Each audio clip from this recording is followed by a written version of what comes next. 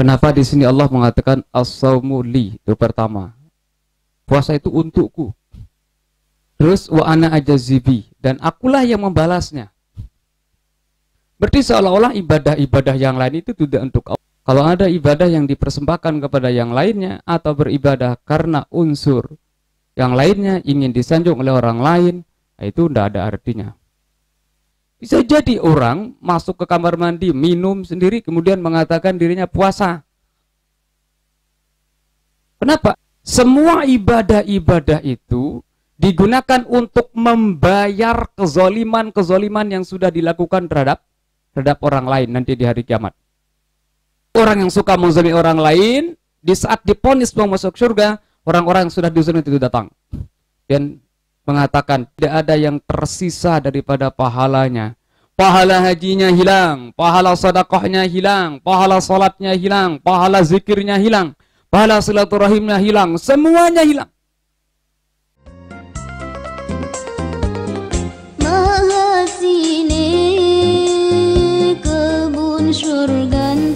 Alhamdulillah wassalatu wassalamu ala Rasulillah wa ala alihi wa sahbihi wa mawalah ma ba'd. Para pemirsa dimanapun berada, rahimana wa iyyakumullah juma'in. Pada kesempatan yang istimewa ini kita akan lanjutkan kajian kita masih tentang fadhailus shaum, yaitu fadilah puasa. Pada kesempatan ini kita akan membaca sebuah hadis yang tidak asing. Hampir setiap para ulama kita, kiai kita, ustadz kita menjelaskan tentang fadilah Ramadan, selalu hadis ini yang dibaca, yakni as-siyamu li wa ana ajazibi. Puasa itu untukku, wa ana ajazibi, dan aku yang membalasnya. Kenapa di sini Allah mengatakan as-saumu li? Itu pertama. Puasa itu untukku. Terus wa ana ajazibi, dan akulah yang membalasnya. Berarti seolah-olah ibadah-ibadah yang lain itu tidak untuk Allah, padahal setiap ibadah itu adalah lillah, dipersembahkan hanya untuk Allah Subhanahu wa taala. Kalau ada ibadah yang dipersembahkan kepada yang lainnya atau beribadah karena unsur yang lainnya ingin disanjung oleh orang lain, itu tidak ada artinya. Kemudian yang kedua, pada poin wa ana ajazibihnya, aku yang membalasnya. Apakah yang membalas ibadah yang lain itu selain Allah? Tidak, semuanya yang membalasnya itu adalah Allah Subhanahu wa taala. Nah, oleh sebab itu kalau begitu bagaimana? Apa maksud hadis ini? Yang pertama, as-saumu li, puasa itu adalah untukku. Kenapa di sini Allah mengatakan puasa itu untukku? Padahal semua ibadah itu adalah untuk Allah Subhanahu wa taala. Oh, alasannya karena kalau puasa itu as-saum la riya'alah. Saum itu tidak ada riaknya.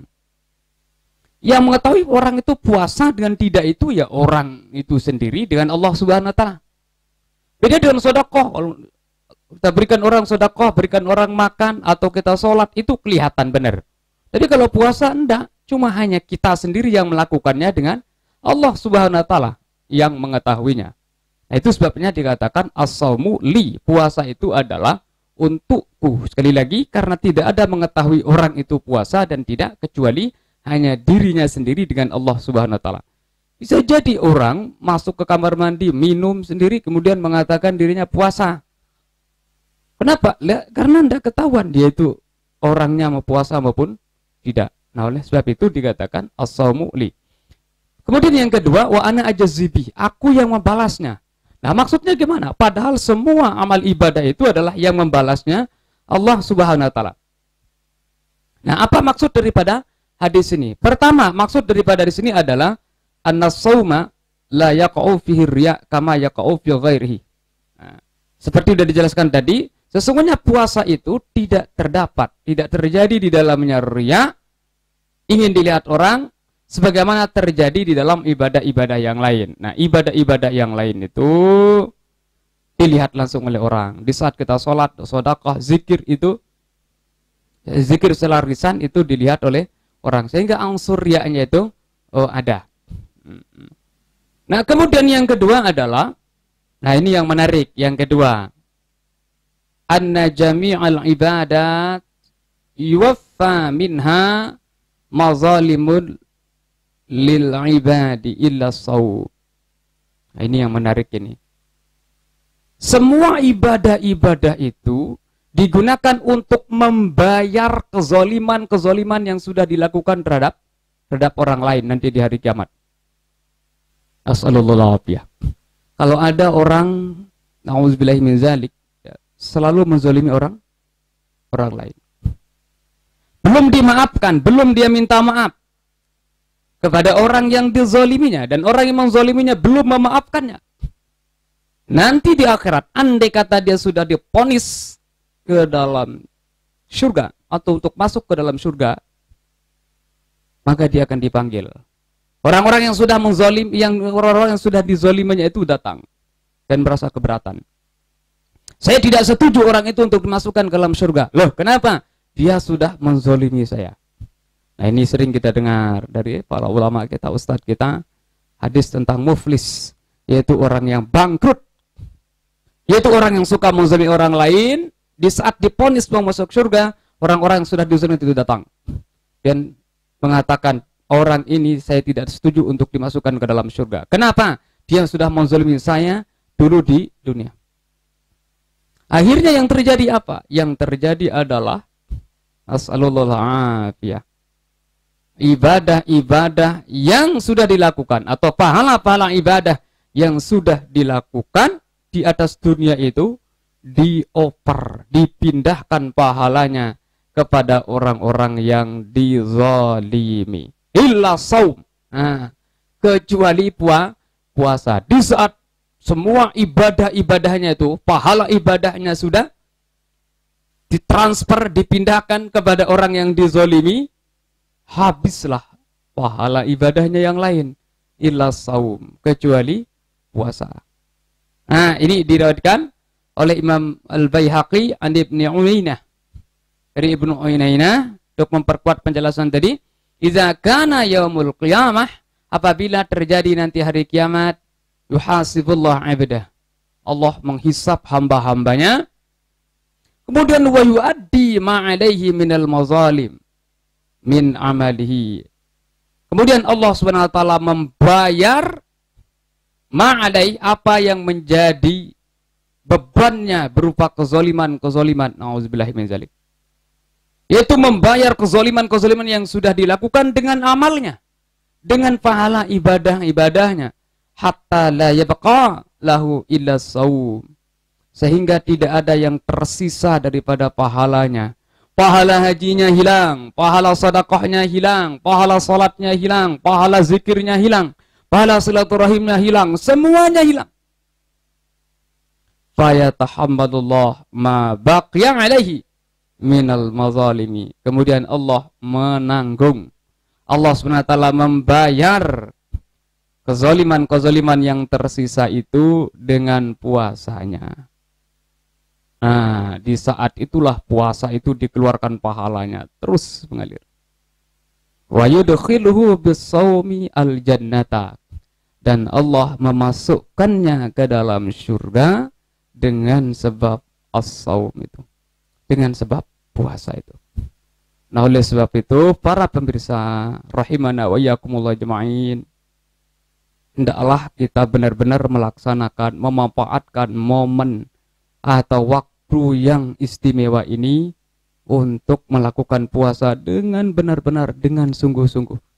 Jangan sampai kita melakukan hal-hal yang membuat pahala puasa kita atau membuat puasa kita menjadi sia-sia. Jangan sampai kita kena dengan hadis Rasulullah SAW, rubba shaimin ay kam min shaimin. Berapa banyak orang yang berpuasa, laisa lahu min siyamihi, tidak ada yang diperoleh dari puasanya ilal ju' wal atas, kecuali hanya lapar dan dahaga saja. Kenapa? Ya, seperti yang sudah dijelaskan di video-video sebelumnya, itu adalah malam yarpus wala yajhal. Artinya puasa itu akan menjadi benteng kita, puasa itu akan menjadi investasi akhirat kita, puasa itu bisa nanti digunakan untuk membayar kezaliman yang sudah dilakukan. Tapi sekali lagi, bukan berarti kita harus ingin untuk menzalimi orang. Nah, tetap kita berusaha jangan sampai ingin menzalimi orang, ya, tapi andai kata ya kita belum, ya sudah terlanjur menzalimi orang, belum kita minta maaf, belum dimaafkan, maka puasa itulah insya Allah sebagai kafaratun, yaitu sebagai kafarah kita, sebagai penebus kita. Nah, dan ini juga dikuatkan wa yu'ayyiduhu hadis, dan dikuatkan oleh hadis kullul amali kafaratun. Setiap amalan atau ibadah yang sudah kita lakukan itu adalah sebagai kafarah, sebagai penebus terhadap kezoliman, dosa kezoliman yang sudah kita lakukan kepada orang lain, illa saum, kecuali puasa. As-saumu li wa ana ajazibi. Puasa itu adalah untukku, wa ana ajazibi, dan akulah yang akan membalasnya, firman Allah Subhanahu wa taala. Rawahu Ahmad. Hadis ini diriwayatkan oleh Imam Ahmad. Kemudian berikutnya, kenapa Allah Subhanahu wa taala mengatakan as-saumu li? Puasa itu untukku. Alasan berikutnya di sini adalah annahu lam ya'bud bihi ahadun ghairallah. Sesungguhnya tidak disembah selain Allah Subhanahu wa taala dengan pakai puasa. Oh, berarti kalau dengan ibadah yang lain,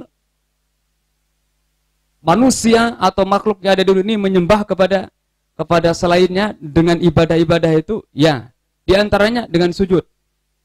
Sujud digunakan untuk menyembah patung. Artinya itu adalah gerakan juga untuk menyembah manusia, malah menyembah pohon, menyembah patung.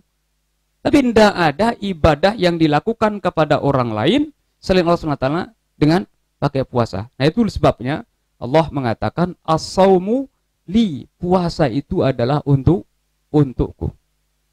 Karena sekali lagi, puasa itu tidak digunakan untuk mengabdi atau beribadah kecuali hanya kepada Allah Subhanahu wa taala. Berbeda dengan sujud atau berbeda dengan ruku, itu digunakan untuk beribadah kepada selain Allah Subhanahu wa taala, tentunya nauzubillahi min dzalik oleh orang-orang kafir atau orang-orang yang menyembah selain Allah Subhanahu wa taala. Ya, mungkin sekedar ini yang bisa kita sampaikan pada kesempatan yang sangat mulia ini. Mudah-mudahan Allah Subhanahu wa taala memberikan hidayah, taufik, tuntunan kepada kita untuk bisa melaksanakan puasa ini dengan secara sempurna, sehingga mudah-mudahan nanti di akhirat kelak yang abadi bisa sebagai investasi akhirat kita yang unlimited, yang andai kata suatu saat kita pernah menzalimi orang lain, maka puasa itulah yang menjadi harapan terakhir untuk kita lunasi kezoliman yang sudah kita lakukan kepada orang andai kata sudah terlanjur dan belum dimaafkan. Dan mudah-mudahan puasa itulah sebagai junnah dan yang memasukkan kita ke dalam surga. Sekian, wallahul muwaffiq wal hadi ila sabilir rasyad. Wassalamualaikum warahmatullahi wabarakatuh.